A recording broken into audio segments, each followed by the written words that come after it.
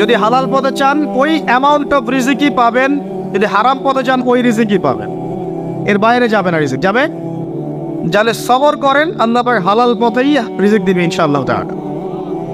রিজিক বৃদ্ধির জন্য কিছু আমল আছে, তার মধ্যে শ্রেষ্ঠ আমল হচ্ছে নামাজ, এর সাথে চাশতের নামাজ পড়া। চাশত মানে সলাতুদ দুহা, এর আগে ইশরাকের নামাজ আছে। রিজিক বৃদ্ধির জন্য আত্মীয়তার সম্পর্ক বজায় রাখতে হয়, আত্মীয়তার সম্পর্ক বজায় রাখলে রিজিক প্রশস্ত হবে। বেশি বেশি যে আল্লাহ জিকির করে এবং কোরআন তেলাওয়াত করে তার রিজিক বাড়ে আলহামদুলিল্লাহ, এবং যে আল্লাহর রাস্তায় খরচ করে তার রিজিক বাড়ে ইনশাআল্লাহ। এই রিজিক বাড়ার কিছু পলিসি আছে, সবচেয়ে শ্রেষ্ঠটা হচ্ছে নামাজ, আল্লাহর জিকির তেলাওয়াত, এরপর আমলের মধ্যে আত্মীয়তার সম্পর্ক বজায় রাখা। নবীজি বলছেন কেউ যদি চায় যে তার রিজিকটা লম্বা হোক, হায়াতটা লম্বা হোক, সে যেন আত্মীয়তার সম্পর্ক বজায় রাখে। আত্মীয়তার সম্পর্ক এখন আস্তে আস্তে নষ্ট হয়ে যাচ্ছে না? খেয়াল করে দেখেন, আত্মীয়তার সম্পর্ক আপনি বজায় রাখবেন। মনে রাখবেন, আমি বারবার একটা কথা বলেছি আপনাদের ওয়াজ মাহফিলে, যে পৃথিবীতে যে কাজই করবেন আল্লাহর সন্তুষ্টির জন্য করবেন। আত্মীয়তার সম্পর্ক বজায় রাখবেন আল্লাহর সন্তুষ্টির জন্যে, তাদের কাছে কিছু পাওয়ার আশায় না। যখনই আপনি কারো কাছে কিছু পাওয়ার আশা করবেন আপনি কষ্ট পাবেন। যখনই কারো কাছে কিছু পাওয়ার আশা করবেন আপনি কষ্ট পাবেন। কারো কাছে এত বেশি পাওয়ার আশা করবেন না। কার কাছে পাওয়ার আশা করবেন? আল্লাহর কাছে, যে আমি এই কাজটা করছি, আল্লাহ আমাকে পুরস্কার দিবে ইনশাআল্লাহ। আমি আত্মীয়তার সম্পর্ক বজায় রাখছি কেন? আল্লাহর কাছে রিজিকে বরকতের আশায়, আল্লাহর সন্তুষ্টির জন্য। মনে রাখবেন প্রিয় ভাইয়েরা, আমল কবুল হওয়ার শর্ত মোটামুটি তিনটা। কয়টা? 1 নাম্বার, আমলগুলো হতে হবে আল্লাহর সন্তুষ্টির জন্য। 1।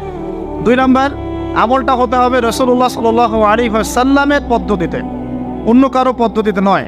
3 নাম্বার, আমলটা করার জন্যে আপনার রিজিকটা হতে হবে হালাল।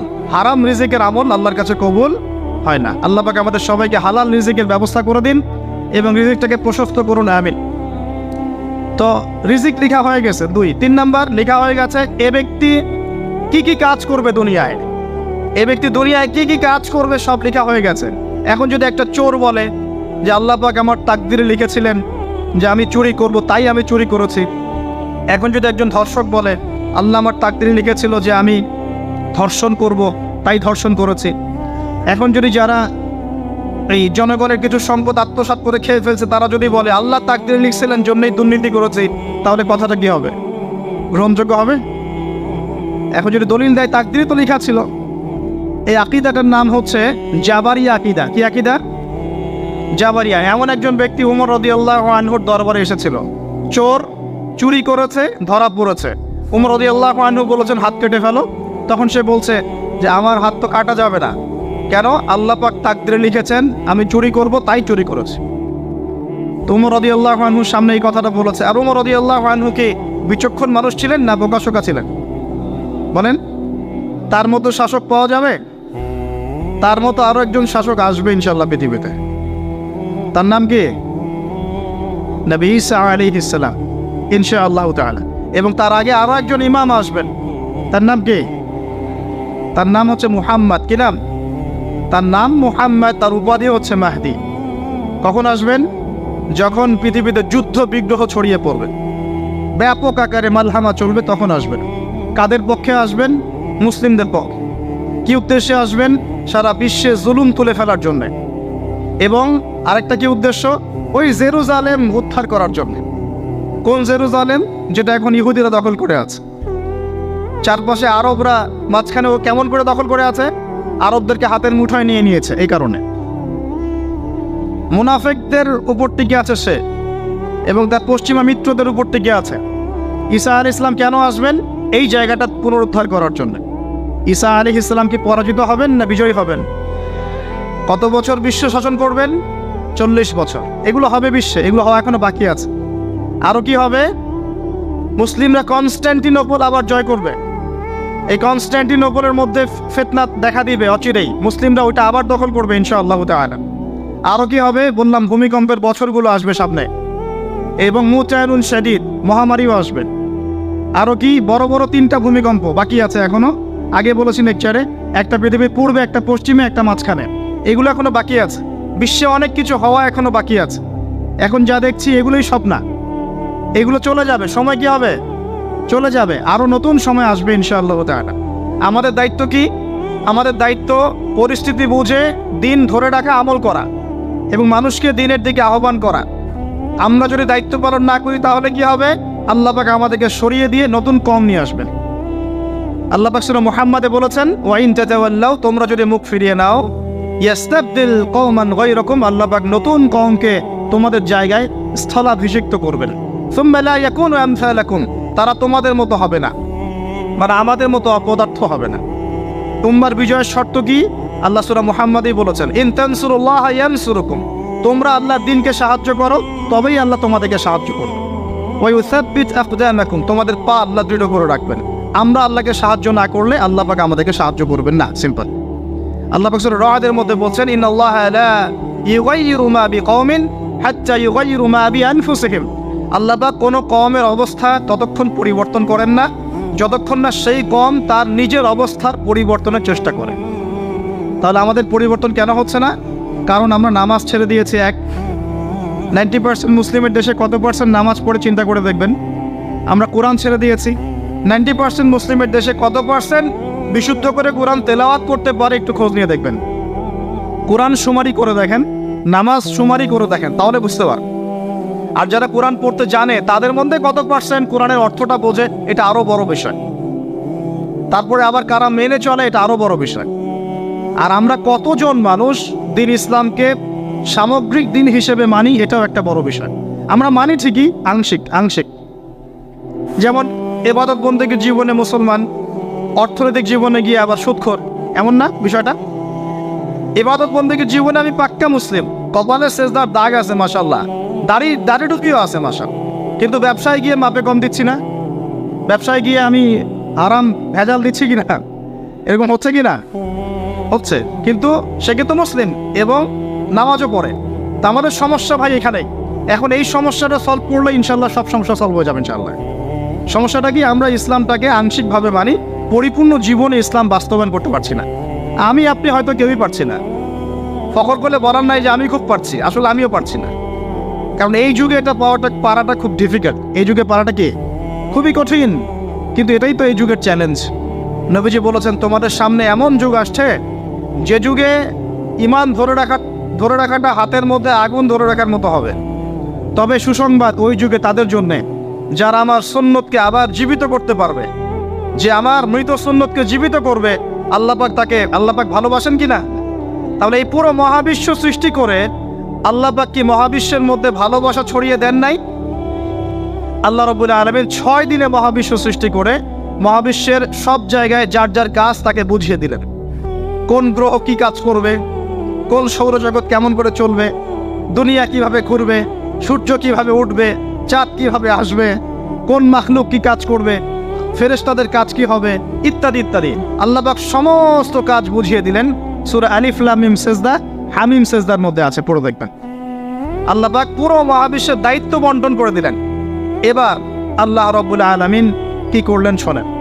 আল্লাহ রাব্বুল আলামিন বলছেন, এই পুরো মাখলুক কায়নাত সৃষ্টি করার পর আল্লাহ পাক তার রহমতকে 100 ভাগে ভাগ করলেন। কত ভাগে? আল্লাহ পাকের দয়া, রহমত, ভালোবাসাকে 100 ভাগে ভাগ করলেন। ভাগ করে মাত্র এক ভাগ আল্লাহ পাক পুরো মহাবিশ্বে ছড়িয়ে দিলেন, বলেন সুবহানাল্লাহ। বাকি 99 ভাগ রহমত আল্লাহ পাক তার কাছে রাখলেন। এই এক ভাগ ভালোবাসার কারণেই এই যে সন্তান কান্না করলে মায়ের বুক ফেটে যায়, সন্তান অসুস্থ হলে বাবার বুক ফেটে যায়, যেই বাবা সহজে চোখের পানি কাউকে দেখায় না, সেই বাবা জায়নামাজে দাঁড়িয়ে চোখের পানি ছাড়তে থাকে। এই এক ভাগ রহমতের কারণে আমরা দেখি যে রাস্তার কুকুর পর্যন্ত তার বাচ্চাকে চাটে, আদর করে, মহব্বত করে। এই এক ভাগ রহমতের কারণে আমরা আমাদের স্ত্রীদেরকে মহব্বত করি, স্ত্রীকে সুখে রাখার জন্য জীবনটা পর্যন্ত বিলিয়ে দেয়। সকাল থেকে রাত পর্যন্ত কোনো ক্ষেত্রে হারাম পথে যেতেও দ্বিধা করি না, স্ত্রী সন্তান সুখে থাক এই আশায়, তাই না ভাই? এই এক ভাগ রহমতের কারণে গাভী দেখবেন, গাভী তার বাচ্চাকে প্রসবের পর চাটে, গাটা চেটে পরিষ্কার করে দেয়। এই এক ভাগ রহমতে পুরো কায়নাত টিকে আছে। আর নবী সাল্লাল্লাহু আলাইহি ওয়াসাল্লাম বলছেন, বাকি 99% রহমত আল্লাহ পাক তার কাছে রেখেছেন। এই রহমত এবং ভালোবাসা দিয়ে আল্লাহ পাক কিয়ামতের মাঠে মানুষকে মাফ করবে ইনশাআল্লাহ। তার মানে বলেন আল্লাহু আকবার। তার মানে আমরা আশা করতে পারি ইনশাআল্লাহ তাআলা আমরা আল্লাহর জান্নাত পাবো, ইনশাআল্লাহ পাবো কি না? শুধু একটা কাজ যদি উম্মত করতে পারে জান্নাত পাবে। বলে দেবো কোনটা? অনেক কাজই আছে কিন্তু স্পেশাল একটা কাজ, একটা। আল্লাহ রাব্বুল আলামিন মেরাজের রাতে তার নবীকে উঠিয়ে নিয়েছিলেন, উঠিয়ে নিয়ে কাছে নিয়ে আসছেন, একদম কাছে, আর যে আরশের কাছাকাছি। নবী সাল্লাল্লাহু আলাইহি ওয়াসাল্লাম বলছেন ওই সময় তার উপর 3টা স্পেশাল ওহী করা হয়েছে। কয়টা? 3টা। একটা হচ্ছে 50 ওয়াক্ত নামাজ। কত ওয়াক্ত? এটা কমতে কমতে কমতে কত ওয়াক্ত হয়েছে? 5। 5কেও কমানোর জন্য কোন নবী বলছিলেন? মুসা আলাইহিস সালাম বলছেন 5ও পারবে না, কমায় নিয়ে আসেন। 5ও যে পারবে না, মুসা আলাইহিস সালাম কেমন করে জানলেন? তার উম্মত 2 ওয়াক্ত নামাজ ফরজ। কয় ওয়াক্ত নামাজ ফরজ ছিল? ওই 2 ওয়াক্ত তার আদায় করতে পারে নাই। এই অভিজ্ঞতা থেকে তিনি বলেছেন যে আপনার উম্মত 5 ওয়াক্ত পারবে না। সত্যি না মিথ্যা কথাটা? আসলেই কি উম্মত 5 ওয়াক্ত নামাজ পড়তে পারছে? আচ্ছা, যাই হোক, আল্লাহ পাক আমাদেরকে পড়ার তৌফিক দান করুন। দ্বিতীয় ওহী হচ্ছে সূরা বাকারার শেষের 3টা আয়াত। কয় আয়াত? সূরা বাকারার শেষের 3 আয়াত ওহী করেছেন কে? আল্লাহ রাব্বুল আলামিন। কোন ব্যক্তি যদি রাতের বেলা সূরা বাকারার শেষের 3টা আয়াত পড়ে সারা রাত ইবাদত করে নেকি পাবে ইনশাআল্লাহ। আর 3 নাম্বারটা হচ্ছে স্পেশাল, সেটা হচ্ছে আল্লাহ পাক বলেছেন, হে মুহাম্মদ সাল্লাল্লাহু আলাইহি ওয়াসাল্লাম, বলেন সাল্লাল্লাহু আলাইহি ওয়াসাল্লাম, তোমার উম্মতের কোনো ব্যক্তি যদি আসমান জমিনের সমান গোনা নিয়ে আমার সামনে দাঁড়ায়, আসমান জমিন সমান গোনা নিয়ে আমার সামনে দাঁড়ায়, কিন্তু আমার সাথে শিরকের পাপ নাই, আমার সাথে কোনো শিরকের পাপ করে নাই, ইনশাআল্লাহ আমি আল্লাহ তার সামনে আসমান জমিন সমান ক্ষমা নিয়ে হাজির হব ইনশাআল্লাহ। তার মানে আমরা যদি ইনশাআল্লাহ তাআলা শিরকের পাপ থেকে দূরে থাকতে পারি, ইনশাআল্লাহ আশা করা যায় আমরা আল্লাহর সন্তুষ্টি পাবো ইনশাআল্লাহ। এরপর আল্লাহ রাব্বুল আলামিন কি করলেন? আল্লাহ রাব্বুল আলামিন পুরো মহাবিশ্ব সৃষ্টি করে সব দায়িত্ব ভাগ করে দিলেন। ভাগ করে দেওয়ার পরে আল্লাহ পাক জান্নাত জাহান্নাম সৃষ্টি করেছেন কিনা? আচ্ছা, জান্নাত এবং জাহান্নাম কার কার জন্য সৃষ্টি করেছেন বলেন? জিন আর মানুষ। আচ্ছা, এখন জান্নাতের চেয়ে কি শান্তির কোনো জায়গা আছে? আচ্ছা, এই জান্নাত কার জন্য সৃষ্টি করেছেন? জিন আর মানুষ। আচ্ছা, তাহলে আল্লাহ পাক মানব জাতিকে ভালোবাসেন কিনা? ভালোবাসেন কিনা? আপনি যখন কাউকে ভালোবাসবেন তাকে সবচেয়ে সুন্দর গিফট দিতে চাইবেন কিনা? তার জন্য সবচেয়ে ভালোটা কিনতে চাইবেন কিনা? আল্লাহ পাক জান্নাত তৈরি করেছেন কাদের জন্য? আমাদের জন্য। তার মানে আল্লাহ পাক আমাদেরকে ভালোবাসেন কিনা? অবশ্যই বাসেন। আল্লাহ রাব্বুল আলামিন জাহান্নামও তো সৃষ্টি করেছেন। এখন যদি বলি যে তাহলে আল্লাহ পাক কি আমাদেরকে ভালোবাসেন না, জাহান্নামে কিভাবে দিবেন? উত্তরটা কি হবে তাহলে? উত্তর হচ্ছে এই যে যদি আল্লাহ না করুক কোনো ব্যক্তি জাহান্নামে যায়, তাহলে বুঝতে হবে সেই ব্যক্তি জাহান্নামে যাওয়ার যোগ্য ছিল বলেই জাহান্নামে গিয়েছে। কথা কি বুঝতে পারছেন? আর যদি কোনো ব্যক্তি জান্নাতে যায় তাহলে বুঝতে হবে সেই ব্যক্তির উপর আল্লাহ পাক দয়া করেছেন বলেই সে জান্নাতে গিয়েছে। মানুষ তার আমল দিয়ে জান্নাতে যেতে পারবে না, মানুষ তার আমল দিয়ে জান্নাতে যেতে পারবে না, আল্লাহর দয়া অনুগ্রহ দিয়ে জান্নাতে যাবে ইনশাআল্লাহ তাআলা। আল্লাহ পাক আমাদের সবাইকে সেই দয়া অর্জন করার তৌফিক দান করুন। সামনে রহমত পাওয়ার একটা সুবর্ণ সুযোগ আসছে, সেটা হলো রমজান মাস। কি মাস? রমজান মাস। আমরা দোয়া করি আল্লাহ পাক আমাদের সবাইকে সুস্থতার সাথে রমজানের সবগুলো রোজা রাখার তৌফিক দান করুন। নবীজি বলেছেন এই মাসে যে ইবাদত করে তার গুনাহ মাফ করাতে পারলো না তার জন্য ধ্বংস। বলে নাউজুবিল্লাহ। আমরা তো রমজান আসার আগে দুনিয়াবি প্ল্যান করছি, রমজানে কিভাবে ব্যবসায় উন্নতি করব, রমজানে কিভাবে বেশি লাভ করব। হ্যাঁ, তো রমজান মাস হচ্ছে ইবাদতের মৌসুম। আল্লাহ পাক আমাদের সবাইকে রমজান মাসে 5 ওয়াক্ত নামাজ পড়ার তৌফিক দান করুন, কোরআন তেলাওয়াত করার তৌফিক দান করুন, কোরআন বুঝে পড়ার তৌফিক দান করুন, তারাবির নামাজ জামাতে পড়ার তৌফিক দান, এবং বেশি বেশি মানুষকে ইফতার করানোর তৌফিক দান করুন। যাদের যাকাত ফরজ হয়েছে যাকাত দিচ্ছেন না, আল্লাহর ওয়াস্তে রমজান মাসে যাকাত দিয়ে দিবেন ইনশাআল্লাহ। আর আমি কিন্তু আগেই বলেছি রমজান মাসে ভাই দ্রব্য মূল্যের দাম কিন্তু খুব চড়া ওঠানামা করবে। অতএব যাদের সামর্থ্য কম তাদের ঘরে ইফতার পৌঁছে দেওয়ার দায়িত্ব কার? যা আমাদের। যাদের সামর্থ্য আছে তারা, যারা সামর্থ্যবান নয় তাদের ঘরে ঘরে মাসের বাজার পৌঁছে দেবেন ইনশাআল্লাহ তাআলা। আল্লাহ পাক তৌফিক এনায়েত করুন বলি আমি। এবার দেখেন আল্লাহ পাক সৃষ্টি করলেন আদম আলাইহিস সালামকে। তাকে এর আগে আল্লাহ পাক জিন জাতি সৃষ্টি করেছেন, আমি ওইদিকে যাচ্ছি না, আমি মানুষের কথা বলছি। আদম আলাইহিস সালামকে আল্লাহ পাক কেমন করে সৃষ্টি করেছেন? আল্লাহ পাক সূরা সাদের মধ্যে বলেছেন যে খলাকতু বিয়াদাই, আমি আদমকে আমার হাত দিয়ে সৃষ্টি করেছি। কি দিয়ে? হাত দিয়ে। এটা কি ভালোবাসা বই প্রকাশ নয়? কিছু যুবক আল্লাহর কাছে দোয়া করেছিল। কি দোয়া করেছিল? রব্বানা, হে আমাদের প্রতিপালক, আতিনা মিন লাদুনকা রাহমা, আমাদেরকে আপনার পক্ষ থেকে রহমত দান করুন। ওয়াহাইয়্ লানা মিন আমরিনা রশাদা, এবং আপনার পক্ষ থেকে আমাদের সমস্ত কাজগুলোকে আপনি গুছিয়ে দিন। আজকে থেকে হাজার বছর আগে দাকিয়ানুস বাদশার একটা সভ্যতা ছিল। এই বাদশা ছিল তৎকালীন সময়কার একজন জালেম শাসক।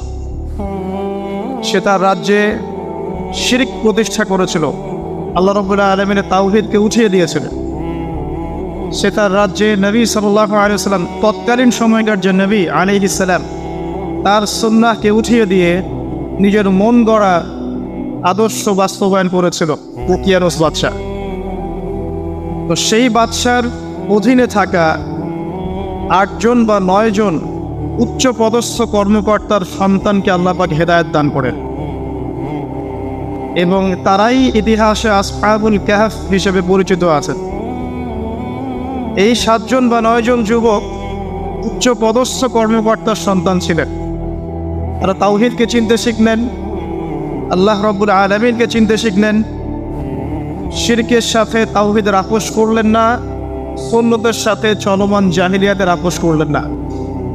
এর ফলশ্রুতিতে তাদের উপর নির্যাতন নেমে আসলো। রাজা তাদেরকে 3 দিন সময় দিলেন।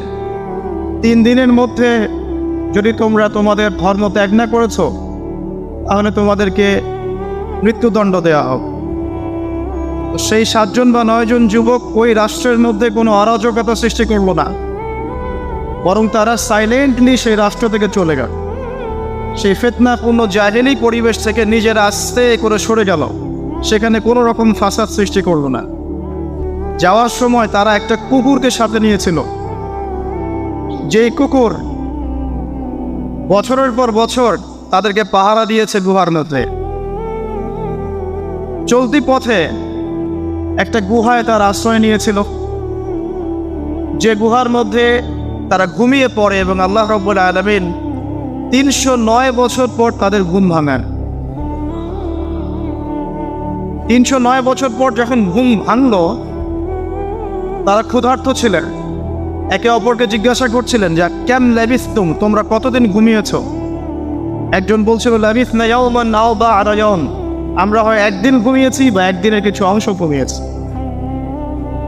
যাই হোক, তারা ক্ষুধার্ত ছিলেন, তাদের পকেটের মধ্যে কিছু মুদ্রা ছিল, আর সেই মুদ্রা বর্তমান সময় চলমান মুদ্রার মতো ছিল না। বর্তমান সময়ে যে চলমান যে মুদ্রাগুলো আছে, যেখানে গোল্ড এবং সিলভারের কোনো অনুপ্রবেশ নাই, যদিও বা কোরআন এবং সুন্নায় গোল্ড এবং সিলভারের কয়েনের কথা আছে, তবে পশ্চিমা সভ্যতা এটাকে হারাম করে দিয়েছে। আর পশ্চিমা সভ্যতা কোনো কিছুকে হারাম করে দিলে সেটা সারা বিশ্বেই হারাম হয়ে যায়, আর পশ্চিমা সভ্যতা কোনো কিছুকে হালাল করে দিলে সারা বিশ্বেই সেটা হালাল হয়ে যায়। পশ্চিমারা যদি বলে পর্দা হারাম, বিশ্ববাসী বলবে হারাম হারাম। তারা যদি বলে পর্নোগ্রাফি জেনা হালাল, সবাই বলবে হালাল হালাল। এখন মানুষ আল্লাহর ইবাদতের চেয়ে পশ্চিমাদের ইবাদত বেশি করে। আর এটা বলে রাখি, সূরা তাওবার 31 নম্বর আয়াতে আল্লাহ পাক বলেছেন, কেউ যদি আল্লাহ পাকের হালালকে হারাম করে নেয় আর আল্লাহ পাকের হারামকে হালাল করে নেয়, এটাকে আল্লাহ পাক কুফরি এবং শিরক বলেছেন। তো দাকিয়ানুস বাদশার যুগটাও ঠিক এমনই ছিল। তো তারা যখন সেই মুদ্রাগুলো নিয়ে বাজারে গেল খাবার কেনার জন্যে, তখন তাদেরকে অ্যারেস্ট করা হলো। কি অভিযোগে? অভিযোগটা হচ্ছে যে তারা গুপ্তধন পেয়েছে, এই অভিযোগে। কিন্তু বাস্তবিক অর্থে তারা কোনো গুপ্তধন পায় নাই। তারা বলছিল আমরা গতকাল মাত্র এখান থেকে বের হয়েছি, আজকে রাতটা এই গুহায় আশ্রয় নিয়েছিলাম, এতটুকু তারা বলছে।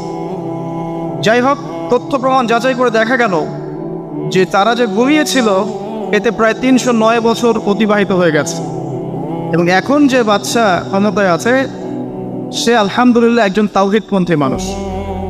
সে আল্লাহকে বিশ্বাস করে, নবী রাসূলকে বিশ্বাস করে, আল্লাহ পাকের ঐশী গ্রন্থকেও বিশ্বাস করে। তবে ওই সমাজের মানুষ একটা বিষয়কে বিশ্বাস করে না, সেটা হলো মৃত্যুর পর পুনরুত্থান, রিজারেকশন যেটা আমরা বলি, মৃত্যুর পর পুনরুত্থান, এই বিষয়টাকে তারা স্বীকার করে।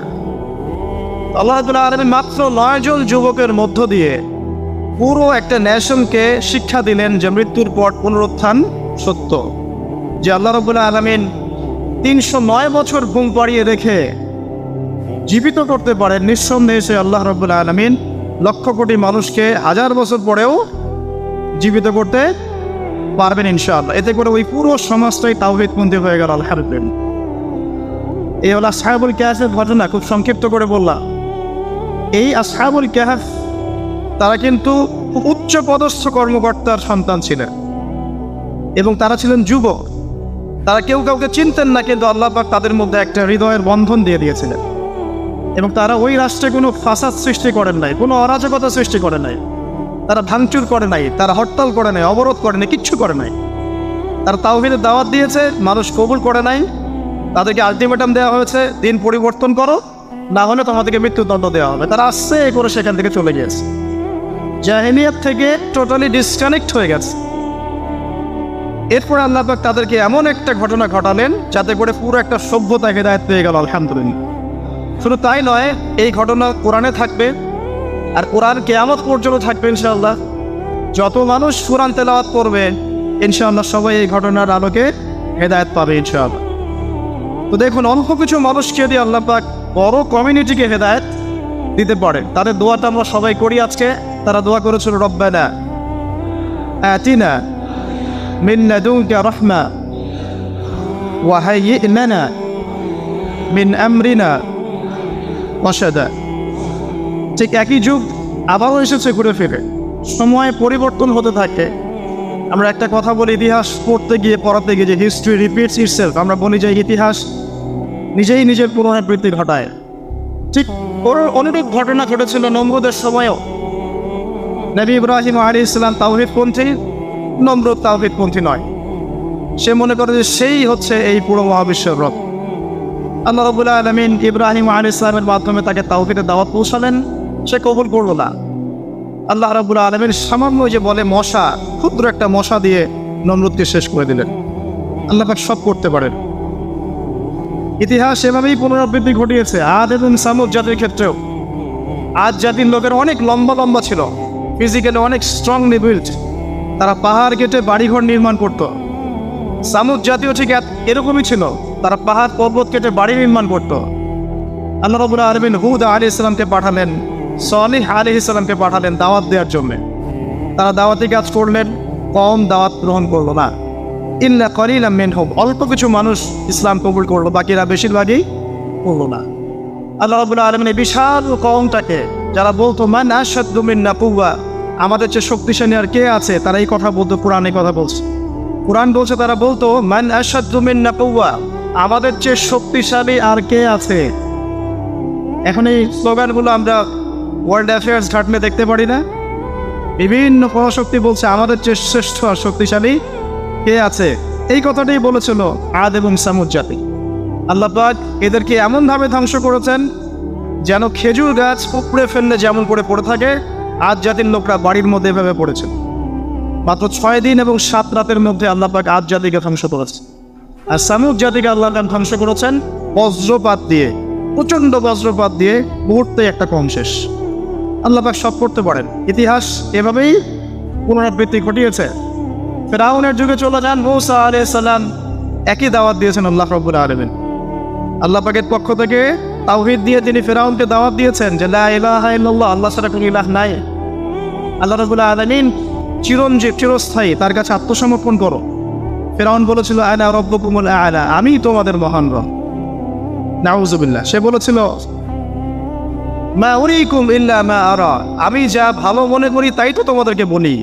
ওয়া মা আহদিকুম ইল্লা সাবিলার রাশাদ, এবং আমি তোমাদেরকে শুধু সৎপথ দেখাই। ফেরাউন এই কথা বলেছে। সে বলেছিল যে মা আলিমতু লাকুম মিন ইলাহিন গায়রি, আমি তো জানি না যে আমি ছাড়া তোমাদের কোনো ইলাহ আছে। আল্লাহ রাব্বুল আলামিন সবর করেছেন, সময় দিয়েছেন, একটার পর একটা গজব দিয়েছেন। কখনো উকুন নাজিল করেছেন, কখনো রক্ত নাজিল করেছেন, কখনো প্লেগ, কখনো ব্যাং, কখনো ফড়িং, এরকম করে 9টা আযাব আল্লাহ পাক ফেরাউনকে দিয়েছেন, তার কওমকে দিয়েছেন। সর্বশেষ আল্লাহ রাব্বুল আলামিন লোহিত সাগরে সদল বলে ফেরাউনকে ডুবিয়ে মেরেছেন। ডুবে মরার সময় ফেরাউন বলেছিল যে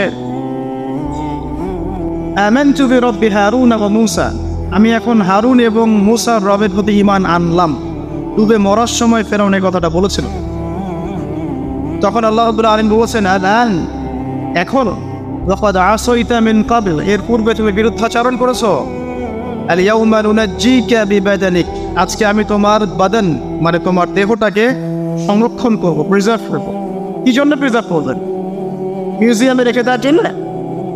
মিশরের মিউজিয়ামে রেখে দেওয়ার জন্য? কি কারণে প্রিজার্ভ?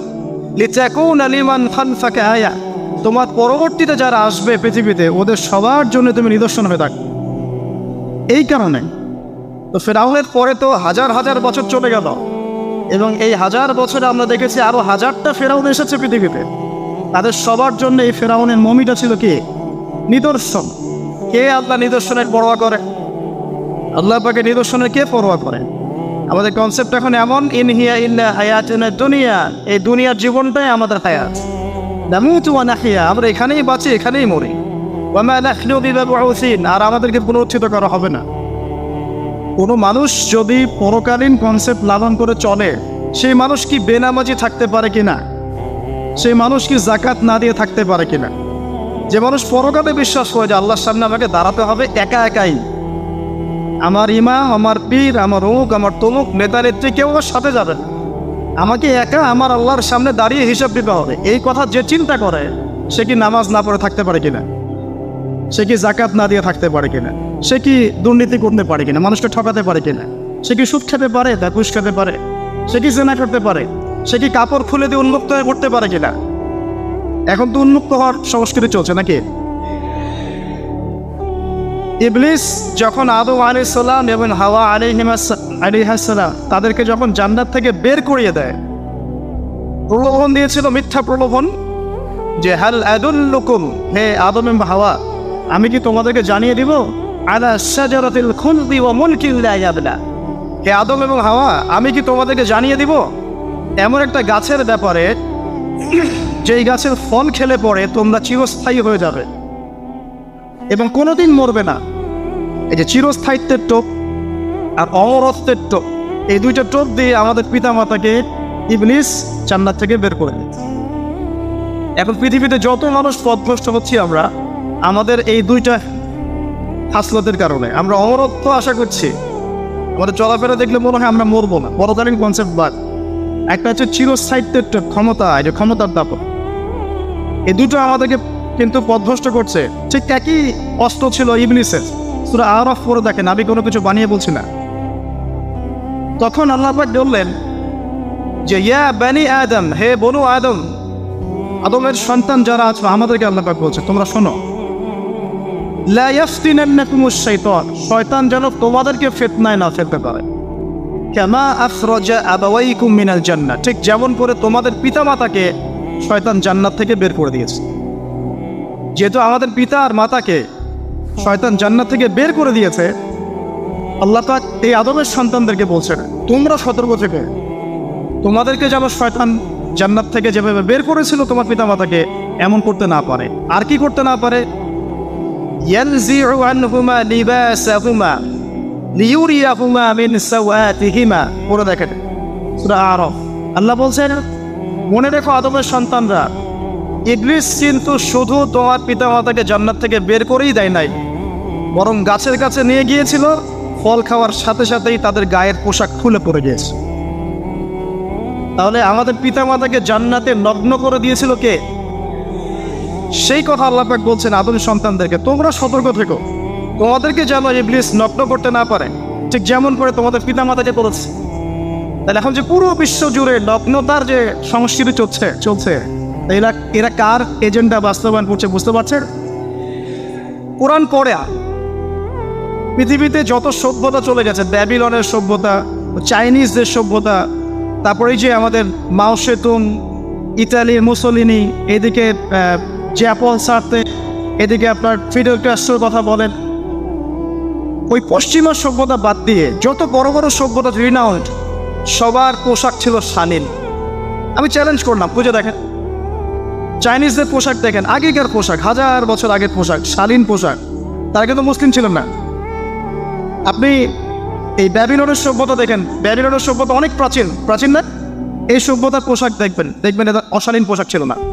এমনকি আইয়ামে জাহিলিয়াত যেটা আমরা বলি, নবী সাল্লাল্লাহু আলাইহি ওয়াসাল্লাম যখন জন্ম নেন এই তার আগের সময়টা, ওই সময়ে যে মানুষ জেনা করতো, মেয়েকে যে কন্যা সন্তানকে জীবিত দাফন করতো, তারপরে ওদের পোশাক শালীন ছিল। হঠাৎ করে বিশ্বে একটা সভ্যতা আসলো পশ্চিম থেকে, তারা বলতো যে পোশাক শর্ট হতে হতে হতে হতে এক পর্যায়ে বিকিনি পরে করা শুরু, এবং এখন ওরা সারা বিশ্বে ওটা ছড়িয়ে দিচ্ছে, আমরা সবাই ওটাকে গ্রহণ করছে। আবার বলছি 1000 বছর। এখন দেখেন আল্লাহ পাক কি বলছেন, ওয়াইদা ফাআলু ফাহিশাতান, ওই সূরার মধ্যে আছে, যখন তারা কোনো ফাহেসা কাজ করে তারা বলে, তারা বলে ওয়াজাদনা আলাইহা আবানা, আমরা এগুলো আমাদের বাপ দাদাদেরকে দেখেছি করতে। যখন তারা কোনো ফাহেসা কাজ করে তারা বলে, অশ্লীল কাজ করলে বলে, আমরা এগুলো দেখেছি বাপ দাদা পিতৃপুরুষ থেকে করে আসছি। আল্লাহু আমারানা বিহা, আল্লাহ আমাদেরকে আদেশ করেছেন। আল্লাহ বলেছেন কুল ইন্নাল্লাহা লা ইয়া'মুরু বিল ফাহশা, আল্লাহ পাক কখনো অশ্লীল কাজের আদেশ করতে পারেন না। আতাকুলুনা আলাল্লাহি মা লা তা'লামুন, তোমরা কি আল্লাহ সম্পর্কে এমন কথা বলছো যে কথা তোমরা জানো না? আল্লাহ কিসের আদেশ করেন? আল্লাহ বলছেন কুল আমারা রাব্বি বিল কিসত, এর আমি বলে দিন আল্লাহ পাক আদেশ করেন ন্যায় বিচারের আদেশ করেন। ওয়া আকিমু ওয়ুজুহাকুম ইনদা কুল্লি মসজিদ, এবং প্রত্যেক নামাজের ওয়াক্তে নিজের চেহারাটাকে একনিষ্ঠভাবে আল্লাহর দিকে ফেরাবে, এই আদেশ আল্লাহ পাক করেন। ওয়া আকিমু ওয়ুজুহাকুম ইনদা কুল্লি মসজিদ ওয়াদউহু মুখলিসিনা লাহুদ্দিন, এবং একনিষ্ঠভাবে তোমরা আল্লাহকে ডাকবে, দোয়া করবে, এই আদেশ আল্লাহ পাক কি অশ্লীল কাজের আদেশ করতে পারেন? ইতিহাস পড়ে দেখেন, আমি নিজে হিস্ট্রির ছাত্র, আপনি পড়ে দেখবেন, পুরো ঐতিহাসিক পটভূমি পড়ে দেখবেন, মানুষ এই ঊনবিংশ শতাব্দী আসার আগে এত অশ্লীল ছিল না।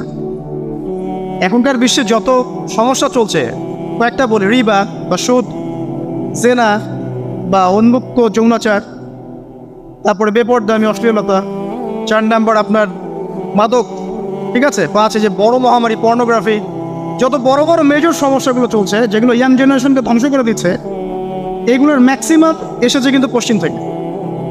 খেয়াল করে দেখবেন, এগুলো কিন্তু বাংলাদেশ থেকে আসে নাই, আসছে ভারত থেকে আসছে, পাকিস্তান থেকে আসছে, সাবকন্টিনেন্ট থেকে আসে নাই, এগুলো দেখবেন একটা নির্দিষ্ট জায়গা থেকে আসছে। তো এই কারণে আমাদের সতর্ক দৃষ্টি রাখতে হবে যে বস্তুবাদী উন্নয়ন সব কিছু নয়। হ্যাঁ, আমরা জিডিপি বাড়ালাম, ইন্ডাস্ট্রিজ গড়লাম, মঙ্গলে চলে গেলাম, চাঁদে গেলাম, ওকে ফাইন, এগুলোর কেউ বিরোধিতা করবে না, এটা ভালো, ন্যাশনকে এগিয়ে নিতে হবে, এটাই এডুকেট, তারও নয়, এবং এডুকেটেই করতে হবে, কিন্তু নৈতিকতার বিসর্জন দিয়ে নয়। নৈতিকতার বিসর্জন দিয়ে ধর্ম থেকে দূরে চলে এসে নাস্তিকতায় বিশ্বাসী হয়ে আল্লাহকে বাদ দিয়ে, রাসূলকে বাদ দিয়ে এই বস্তুবাদী উন্নয়ন আমাদের পরকালকে বাঁচাতে পারবে না। তো পরকালকে বাঁচিয়ে রেখে আমার দুনিয়াকে উন্নয়ন করতে হবে, এবং দুনিয়ার উন্নয়নটা অবশ্যই জরুরি। সারা বিশ্ব যখন এগিয়ে যাচ্ছে, আমরা কেন পিছিয়ে থাকবো? আমি তো এটাও বলি যে এটা অনেক মাদ্রাসার লাইনে যারা আছেন তারা আমার সাথে একটু বিরোধিতা করেন এই বিষয়ে, কিন্তু আমি নিজেই বলি, বিশাল আগুন, এই আগুনটা মানব জাতিকে হাসরের মাঠের দিকে তাড়িয়ে নিয়ে যাবে। এই 10টা আলামত না আসা পর্যন্ত কিয়ামত হবে না। অতএব আপনি এখন রিল্যাক্সে নাকে তেল দিয়ে ঘুমান নাকি ভাই? এই 10টা আলামত না আসা পর্যন্ত কিয়ামত হচ্ছে না, তবে এই 10টা আলামত আসার পটভূমি কিন্তু তৈরি হয়ে যাচ্ছে, এটা আমাদের খেয়াল করতে হবে। আচ্ছা আসেন, এই যে শুআয়ব আলাইহিস সালামের কওমকে যে ভূমিকম্প দিয়ে ধ্বংস করা হলো, এই ভূমিকম্প কখন আসে? আল্লাহ পাক বলছেন তার রাসূলের মাধ্যমে, যখন সমাজের মধ্যে পাপ বেড়ে যাবে, অশ্লীলতা বেড়ে যাবে, মানুষ মাদককে হালাল মনে করা শুরু করবে, জেনাকে হালাল মনে করা শুরু করবে, এবং এই যে বেপরদামি বেড়ে যাবে, তখন সমাজের মধ্যে ভূমিকম্প দেখা দিবে, ভূমিধস দেখা দিবে। গান বাজনা, বাদ্যযন্ত্রকে মানুষ হালাল মনে করা শুরু করবে, তখন এগুলো আসবে। তো এগুলো কি আসার বাকি আছে? এখন কি মনে হচ্ছে? আল্লাহ পাক আমাদেরকে হেফাজত করুন, আমিন। বাঁচার উপায় কি? ওই যে বললাম, রব্বানা বলেন, আতিনা মিন লাদুনকা রাহমা ওয়া হাইয়্ লানা মিন আমরিনা রাশাদা। এভাবেই ইতিহাস নিজেকে পুনরাবৃত্তি ঘটিয়েছে। কওমে লূত, মনে আছে? লূত আলাইহিস সালামের কওম, ইব্রাহিম আলাইহিস সালামের ভাতিজা ছিলেন লূত আলাইহিস সালাম, তাকে আল্লাহ পাক একটা কওমের কমকে দাওয়াত দেওয়ার জন্য পাঠালেন, যেই কম এমন পাপ করছে যেই পাপ ইতিহাসে কেউ কখনো করে নাই। ওই কমের আগ পর্যন্ত পৃথিবীতে কেউই এই পাপটা কখনো করে নাই। কি পাপ? কে বলতে পারবেন? সমকামিতা। কি পাপ? সমকামিতা। এখন তো অ্যাভেলেবল দেখছি আমরা, এখন আমরা অ্যাভেলেবল দেখছি না, ছেলে ছেলে বিয়ে করছে, মেয়ে মেয়ে বিয়ে করছে। এবং বড় বড় কান্ট্রিজ যেগুলো আছে আপনার আমেরিকা, ব্রিটেন, অস্ট্রেলিয়া, কানাডা, সব জায়গায় এগুলো হালাল। এগুলো হালাল। স্বাধীনতা, বাক স্বাধীনতা। আপনি চাইলে একটা মেয়েকেও বিয়ে করতে পারেন, ছেলেকেও করতে পারেন। আবার কোরআনে বলেছে ছেলে ছেলে সমকামের কথা, কিন্তু এই যুগে এসে আমরা দেখছি মেয়ে মেয়েও সমকামে। সুবহানাল্লাহ। এবং এটা আমাদের দেশে ছড়িয়ে পড়ছে, এটা কিন্তু অ্যালার্মিং একটা বিষয়। আমরা সবাই বাইরে ভালো মানুষের মুখোশ ধরে আছে ঠিকই, কিন্তু ভিতরে ভিতরে সমাজ এগুলো চলছে। এগুলোকে যদি এখনই আমরা এটাকে ডিফেন্ড করতে না পারি তাহলে কিন্তু সমস্যা। আগামীতে দেখা যাবে যে আমাদের পরিবারের মধ্যে এগুলো ঢুকে যাচ্ছে, নাউজুবিল্লাহ। তারপর জরিপ বলছে যে 20 থেকে 30 জন মানুষের মধ্যে একজন মনে করে যে সমকামিতা ভালো জিনিস বা এটা একটা স্বাধীনতা। আপনি কেমব্রিজ অক্সফোর্ডের ডিকশনারি ঘাটলে দেখবেন সেখানে আগে বলা হতো যে এটা একটা মানসিক রোগ। আপনি 10 বছর আগের ডাটা দেখেন আর 10 বছর পরের ডাটা দেখেন, এখন আপনাকে বলা হবে এটা একটা বাক স্বাধীনতা। আগে বলা হতো মানসিক রোগ। তো এই কম ছিল কওমে লূত। আল্লাহ পাক এদেরকে এমনভাবে ধ্বংস করেছেন যেভাবে পৃথিবীতে কোনো কমকে আল্লাহ পাক ধ্বংস করেন, কাউকে না। কীভাবে? আল্লাহ পাক 2 জন ফেরেশতা পাঠিয়েছিলেন, জিবরাইল আলাইহিস সালাম এবং মিকাইল আলাইহিস সালাম। তাদেরকে সুন্দর যুবকের আকৃতিতে পাঠিয়েছেন, সুন্দর সুন্দর যুবক। ধর্ষকের কোনো ধর্ম নাই, সে হিন্দু মুসলিম নাকি বৌদ্ধ খ্রিস্টান না আলেম জালেম, এগুলো ধর্ম দেখার সময় নাই। আল্লাহ পাক বলেছেন তার রাসূলের মাধ্যমে ধর্ষণ হলেই প্রকাশ্যে মৃত্যুদণ্ড দিয়ে দিবে, যেই হোক সে যেই হোক না, ওর কোনো ধর্ম নাই। সে একজন আলেম দাড়িওয়ালা মানুষও যদি হয় তাকেও এই কাজ করতে হবে। তো চোরের কোনো ধর্ম আছে? ডাকাতের কোনো ধর্ম আছে? তো মিডিয়া আবার টেকনিক্যালি দেখবেন ওইটাকে হাইলাইট করবে বেশি, বিকজ এখানে একটা সুযোগ আছে ইসলামকে ডমিনেট করার জন্য। কিন্তু সেম ঘটনা কিন্তু অনেক বড় বড় সেকুলার প্রতিষ্ঠানে ঘটেছে, ওগুলো কিন্তু আমরা হাইলাইট করতে দেখি না। এটা আমরা বুঝি ইন্টেনশনটা কি। তবে এখানে একটা বিষয় ক্লিয়ার করতে হবে যে পাপী যেই করুক তাকেই শাস্তির আওতায় আনতে হবে। আল্লাহ পাক তৌফিক এনায়েত করুন বোঝার। এখন এমন একটা সময় চলছে বাচ্চারাও এগুলো থেকে নিরাপদ না। 5 বছরের মেয়ে, 7 বছরের মেয়ে, কয়দিন আগে দেখলাম যে 2 বছরের মেয়ে, নাউজুবিল্লাহ, তার সাথেও নাকি এরকম ঘটনা ঘটেছে, এবং উত্তরবঙ্গেরই ঘটনা এগুলা। আর এগুলো শহরের চেয়ে এখন গ্রামে বেশি হচ্ছে। কারণ কি জানেন?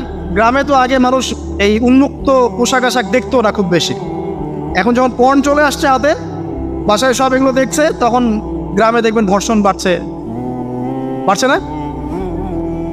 এটা নিয়ে আমি আলাদা লেকচার দিয়েছি যে কতগুলো ধর্ষণ হয়েছে এই পর্যন্ত। এই বছরই লাস্ট এই বছরই দেখবেন রিপোর্টেড 1337টা রেপের ঘটনা ঘটেছে এই বাংলাদেশেই। অ্যালার্মিং বিষয়। আর আমেরিকাতে প্রতি 6 জনে 1 জন রেপ হয়, আর রেপের রাজধানী হচ্ছে সাউথ আফ্রিকা, ওখানে প্রতি 3 জনে 1 জন রেপ হয়। তো এইগুলো কিভাবে হচ্ছে? Only because of pornography crime. এটা যদি এখনও বন্ধ করতে না পারা যায়, আগামী ভবিষ্যৎ খুব খারাপ হবে। যেখানে সেখানে মানুষ জনা করবে, যাকে তাকে রেপ করবে, দেখে নিয়ে। বিকজ এটা ভিতর থেকে মানুষকে পশু বানিয়ে দিচ্ছে। আমরা জানি এর পিছনে একটা বড় ইন্ডাস্ট্রি কাজ করে, যারা সারা বিশ্বে প্রায় $98 বিলিয়ন ব্যবসা করে পর্ন দিয়ে। শুধু আমেরিকায় ব্যবসা করে $12 বিলিয়ন সারা বিশ্বে। $12 বিলিয়ন বোঝেন? $1 বিলিয়ন কত কোটি বোঝেন? $100 কোটি। বিশাল একটা ইন্ডাস্ট্রি আছে, এর পিছনে টাকা কাজ করে, টাকা, অনলি টাকা। আর এখানে যা দেখানো হয় সবই ফেক, এগুলো কোনোটাই সত্য না। এটা শুধু একটা অভিনয়, আর কিচ্ছু না। তো এটা দিয়ে পুরো স্পেশালি মুসলিম যুবকদের ভিতরে এমন একটা পশুত্ব ঢুকিয়ে দেওয়া হয়েছে যে জেনা, ধর্ষণ, বেয়াপন এগুলো বাড়তেই আছে দিন দিন। এটা না কমানো গেলে এবং আইনের সুশাসন নিশ্চিত করা না গেলে ধর্ষণ কমবে না, জেনা কমবে না, ইফটিজিংও কমবে না, মেয়েদের অধিকার হওয়ার আদায় করা সম্ভব হবে না। এটা আমার মত। বাকিটা আপনারা ভেবে দেখেন। আপনারা অনেক বিজ্ঞ মানুষ আছেন, ভেবে দেখেন কি করলে এগুলো কমবে। যদি না ভাবি, আল্লাহ পাক কি করবেন জানেন? একটা হাদিস বলি খালি। যায়নাব বিনতে জাহাশ রাদিয়াল্লাহু আনহা তিনি বলছেন, ইয়া রাসূলুল্লাহ সাল্লাল্লাহু আলাইহি ওয়াসাল্লাম, আনুহলিকু ওয়া ফিনা সালিহুন, আমাদের মধ্যে সৎ লোক থাকা অবস্থাতেও কি আমরা ধ্বংস হয়ে যাব? আমাদের মধ্যে সৎ যে অনেক ব্যক্তি আছে তারা থাকলেও কি আমরা ধ্বংস হয়ে যাব? নবীজি বলছেন, নাম, হ্যাঁ তোমরা ধ্বংস হবে। ইযা কাসরাতিল খাবাস, যখন নোংরামি অশ্লীলতা বেহায়াপনা বাড়তে থাকবে, আলেম জালেম সব ধ্বংস হবে। তা আমরা আমাদের স্বার্থেই কথাগুলো বলবো, কারণ আমরা যদি এগুলোকে প্রতিহত করতে না পারি তাহলে আমাদের বাড়িতেও এই ফিতনা ঢুকে আসবে না? আসবে। দেখে নিয়েন, আল্লাহ পাক বোঝার তৌফিক এনায়েত করুন, আমিন। কওমে লূতকে আল্লাহ পাক কি করেছেন? সুন্দর বালকের রূপে এই জিবরাইল আর মিকাইল আলাইহিস সালামকে পাঠিয়েছেন। এখন লূতের লোকরা বলছে যে তোমার ঘরে যে মেহমান দুজন এসেছে ওদেরকে আমাদেরকে দাও। নাউজুবিল্লাহ, বুঝতে পারেন নাই? তোমার ঘরে যে দুজন মেহমান এসেছে ওই দুজন মেহমানকে নিতে এসেছে। লূত আলাইহিস সালাম বলছেন যে আমার হাউলাই বানাতিন কুনতুম ফাইলিন, তোমাদের যদি বিয়ে করার ইচ্ছা থাকে, আমার মেয়েরা আছে, তাদেরকে বিয়ে করো প্রয়োজনে। একজন নবী তার মেয়েকে বিয়ে দিতে যাচ্ছেন, তাও তোমরা এই পথে যেও না। তখন এই কওমে লূতের লোকরা বলছে তুমি খুব ভালো করেই জানো হে লূত আমরা কি জন্য এসেছি। তখন তিনি বলছেন আলাইসা মিনকুম রাজুলুন রশিদ, তোমাদের মধ্যে কি একজনও ভালো মানুষ নাই? এরপরে আল্লাহর আযাব আসলো। লূত আলাইহিস সালাম এবং তার স্ত্রী চলে যাচ্ছেন। তার স্ত্রী কিন্তু আবার ইমানদার ছিলেন না, সে পিছনে ফিরে বারবার দেখছে। নূহ আলাইহিস সালামের স্ত্রী যেমন ইমানদার ছিলেন না, লূত আলাইহিস সালামের স্ত্রীও তেমনি ইমানদার ছিলেন না। নবীর স্ত্রী হওয়া সত্ত্বেও তারা কিন্তু জাহান্নামে যাবে, নাউজুবিল্লাহ। তো এই লূতকে ধ্বংস করলেন আল্লাহ পাক। কওমে লূতকে এভাবে ফেরেশতার পাখা দিয়ে ওই পুরো জায়গাটাকে উঠিয়ে নিয়ে মাটিতে আবার খসিয়ে দেওয়া হচ্ছে। এই জায়গাটা এখন নিদর্শন হয়ে আছে। জর্ডানের পাশে দেখবেন যে ডেড সি, একটা মৃত সাগর আছে না, ওইটা ছিল সেই জায়গা। এখানে সাদুম গোত্র থাকতো। সাদুম, এই কওমের নাম ছিল সাদুম। এরা সমকামী ছিল। এখন আপনার জন্য আমার নসিহত হচ্ছে, নবী সাল্লাল্লাহু আলাইহি ওয়াসাল্লাম বলেছেন আমি শেষ জামানায় আমার উম্মতের উপর কিছু বিষয় ভয় করি যে এগুলো আমার উম্মতের মধ্যে ঢুকে যাবে, আমি আশঙ্কা করে ঢুকে যাবে। কি বিষয়? এক নাম্বার, যে আমি আশঙ্কা করি যে আমার উম্মতের মধ্যে মূর্তি পূজা ঢুকে যাবে, মুসলিম কিন্তু স্ট্যাচু ওয়ার্শিপ করবে। দুই, আমি আশঙ্কা করি আমার উম্মতের মধ্যে রিয়া ঢুকে যাবে। রিয়াটা কি? লোক দেখানো আমল। রিয়া কি? লোক দেখানো আমল। আমি আশঙ্কা করি যে আমার উম্মতের মধ্যে সমকামিতা ছড়িয়ে পড়ে নাই। এগুলো নবী সাল্লাল্লাহু আলাইহি ওয়াসাল্লাম আশঙ্কা ছিল। দেখেন সবগুলো এখন বাস্তব হয়ে গেছে। আল্লাহ রাব্বুল আলামিন এই সমকামিতার পাপ থেকে আমাদেরকে হেফাজত করুন। এভাবেই ইতিহাস রিপিট হয়েছে। আল্লাহ পাক এদেরকেও ধ্বংস করেছেন। এর আগে আল্লাহ পাক নূহ আলাইহিস সালামের কওমকেও ধ্বংস করেছেন। কি কারণে? তারা এই যে ইয়াগুস, ইয়াউক, নাসর এরকম কিছু স্ট্যাচু ওয়ার্শিপ করত। এক পর্যায়ে আল্লাহ রাব্বুল আলামিন 950 বছর দাওয়াত দিয়েছেন নূহ আলাইহিস সালাম তার কওমকে। 950 বছর দাওয়াত দেওয়ার পরেও তার কওম যখন আল্লাহর আনুগত্য করলো না, আল্লাহ রাব্বুল আলামিন মহাপ্লাবন দিয়ে তাদেরকে ধ্বংস করে দিয়েছে। এভাবেই যুগে যুগে ইতিহাস রিপিট করেছে। আমাদের নবী মুহাম্মদ সাল্লাল্লাহু আলাইহি ওয়াসাল্লামের সময়ও এই হিস্ট্রিটাই ছিল। আবু জাহেল, আবু লাহাব, উতবা, সাইবা যারা ছিল তারা মূলত সমাজটাকে দ্বিখণ্ডিত করে ফেলেছিল, খণ্ডে খণ্ডে ভাগ করে ফেলেছে। ডিভাইড অ্যান্ড রুলের মতো সমাজে সুদ ছড়িয়ে দিয়েছিল, জেনা ছড়িয়ে দিয়েছিল, পরকীয়া ছড়িয়ে দিয়েছে এবং শিরক ছড়িয়ে দিয়েছে এবং গোত্রীয় হানাহানি চলছেন। এরকম একটা অবস্থায় নবী সাল্লাল্লাহু আলাইহি ওয়াসাল্লাম ওই সমাজের মধ্যে আসেন নবী হিসেবে। এসে মাত্র 23 বছর সময় নিয়েছেন। কত বছর? মাত্র 23 বছর। আমাদের তো সমাজ সংস্কারের শতাব্দী পার হয়ে যাচ্ছে। একটা রেভলিউশন দেখবেন শতাব্দী পার হয়ে যাচ্ছে, কিন্তু কোনো আলটিমেট রেজাল্ট নাই। নবী সাল্লাল্লাহু আলাইহি ওয়াসাল্লাম 23 বছর সময় নিয়েছেন, মাত্র 23 বছর। এই 23 বছরে কোরআন এবং হাদিস এই দুটোকে হাতে নিয়ে নবী সাল্লাল্লাহু আলাইহি ওয়াসাল্লাম সমাজের প্রত্যেকটা জাহিলিয়াত উপর থেকে সরিয়ে দেন নাই, শেকড় থেকে উপড়ে ফেলেছেন।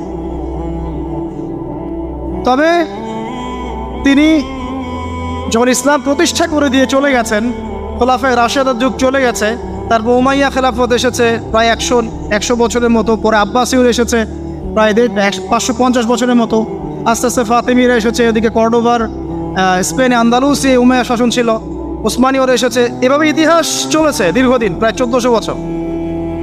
শেষ পর্যায়ে গিয়ে নবী সাল্লাল্লাহু আলাইহি ওয়াসাল্লাম কিছু ভবিষ্যৎবাণী করে গেছে। যখন শেষ জামানাগুলো আসবে তখন দেখবে তোমরা সমাজে সুদটা ছড়িয়ে পড়বে বেশি, জেনা ছড়িয়ে পড়বে, পর্ন ছড়িয়ে পড়বে। পর্ন কথা তো তিনি বলেন নাই, বলেছেন অশ্লীলতা ছড়িয়ে পড়বে। এখন আমরা বলছি এটা পর্নোগ্রাফি।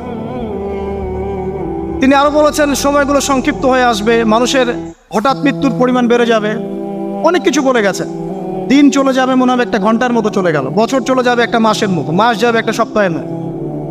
অনেকগুলো সাইন তিনি বলে গেছেন। মুসলিমদের মধ্যে বিভক্তি বাড়তে থাকবে, হত্যা হারাজ বাড়বে। হারাজ, হত্যা মানে হারাজ, মানে একজন ব্যক্তিকে হত্যা করা হবে, সে জানবে না আমাকে কেন হত্যা করা হল, আর একজন ব্যক্তি হত্যা করবে, সেও বুঝবে না কেন তাকে মারলাম।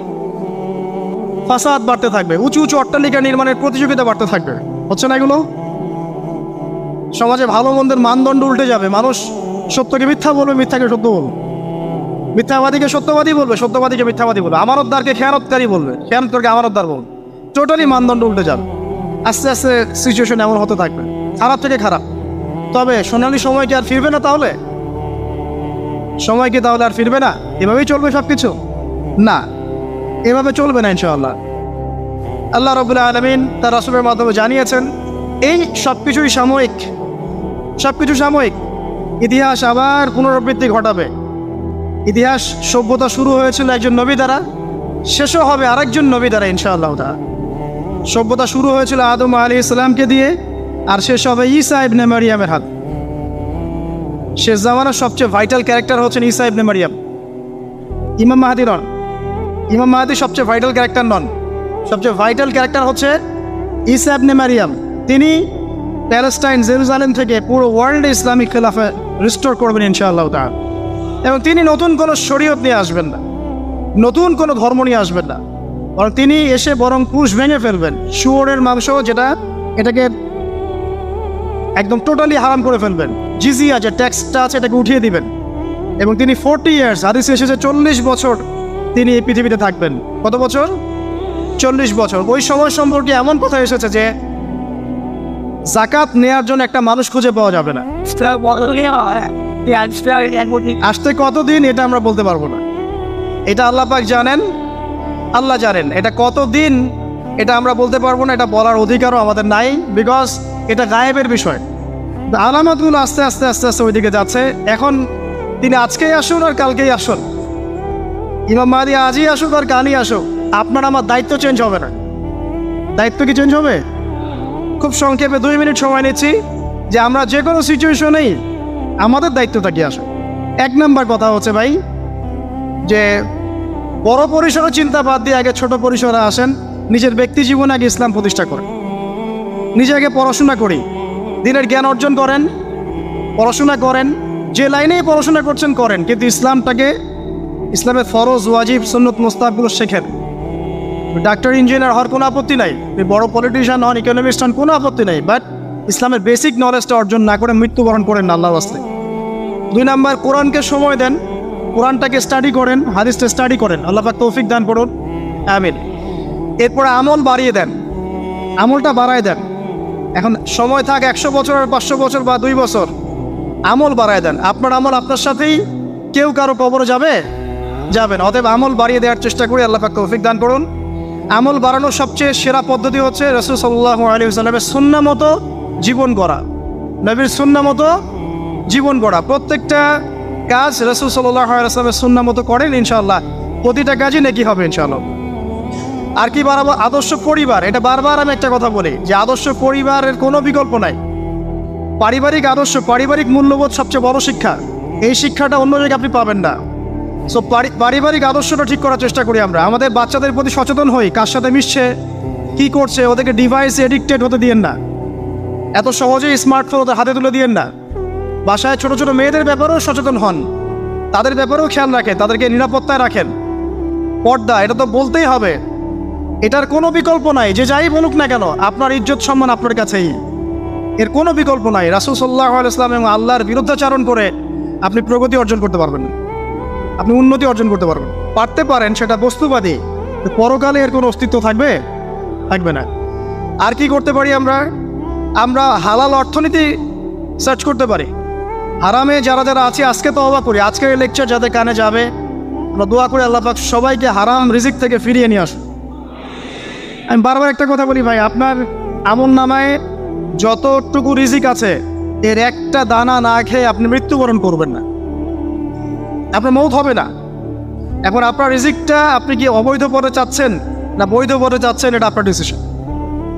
আপনি যদি বৈধ পথে চান, ওই পরিমাণ রিজিক আপনাকে খাওয়াবেন আল্লাহ পাক, তারপর মৃত্যুবরণ করবেন।